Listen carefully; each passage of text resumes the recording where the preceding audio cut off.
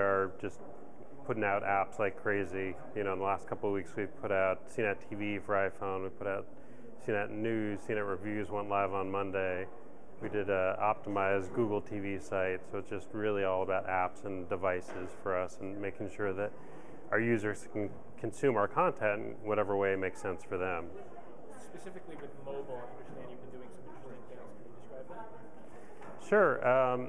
Our most recent app is really interesting. It's CNET Reviews, and it's really a new way of thinking about sort of the shopping experience for CNET. So we have had content online for over a decade to help you choose the best consumer electronics, and now we want to be there with you in the store. So you take your iPhone, you go to Best Buy or Costco or whatever your local electronic store is, and you can look up any product you have there, see what the rating is from our editorial team, scan the barcode if you want, and the ratings and pricing of maybe the store you're in, plus online retailers or other local retailers will come up, so you can sort of know that you're getting the best price, you're buying the best product. And then we have buying guides that really concentrate sort of the first time for us on the in-store experience. So how to interact with the salesperson, what do you ask them when the salesperson's trying to say, you really need this 3D TV thing.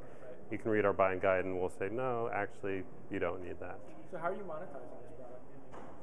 It's sort of our traditional monetization method. So it's, sponsorships, there's, leads. So if you go and you go, oh, I am in store and I found this product, but I really want to buy it on Amazon because they have a much better price, we get paid for that sort of lead out to Amazon. I think it's a really valuable market to advertise to, because you have someone who's in the store about to make a purchase, and you could potentially sway them at that sort of moment right before they actually pull the trigger on whatever the purchase is.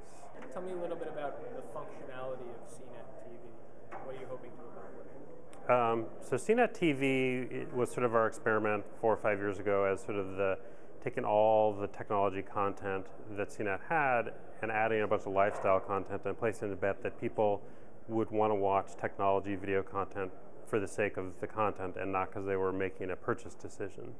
And has been very successful. We're the #1 sort of video technology site out there right now. And what we've tried to do in the last year is really make that accessible wherever you want to consume the content. So if that's on an iPhone app or an Android app, or if it's on your TV, we want to make that experience easy, and we want it to look really good for you. So we have sort of the capabilities to produce really professional content that is going to look great on a 50-inch plasma, but we can also bring the same content to your iPhone or to your iPad. And we've done optimized sites for the iPad, for Google TV recently. We're always looking at more opportunities. We've been on TiVo for 5 years, actually, was sort of our first set-top box play. And, for a long time, we were always the #1 content provider on TiVo. And that showed us that we have this really early adopter audience. So connecting with new platforms really makes sense for our audience to grow and to just hit them wherever makes sense. What are the primary challenges you face not in actually delivering content to, as you put it, where consumers are, but in managing that content? Certainly there's concerns over piracy. I mean, in the early days of CNET TV, we always said, please steal our content. Just watch it. And so now it's certainly more of a concern. The biggest concern, honestly, sort of has to do with maintaining sort of the quality that we want on platforms that we don't entirely control.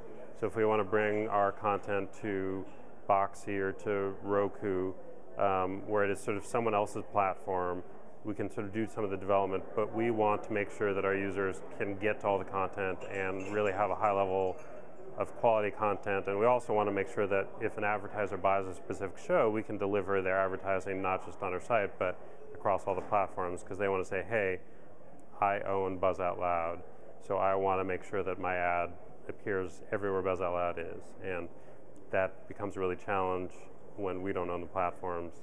It's a challenge on YouTube, to go and say, hey, can you integrate with our ad infrastructure?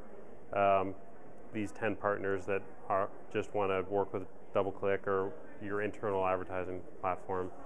So that's a challenge. I mean, getting through contracts and stuff like that is always a big challenge, especially for a really large organization like ours is, because it's not sort of like a 10-person startup can just say, let's try it, who knows what's going to happen.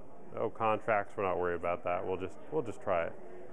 So there is sort of a lot of legal stuff to get through, but those are sort of the biggest ones.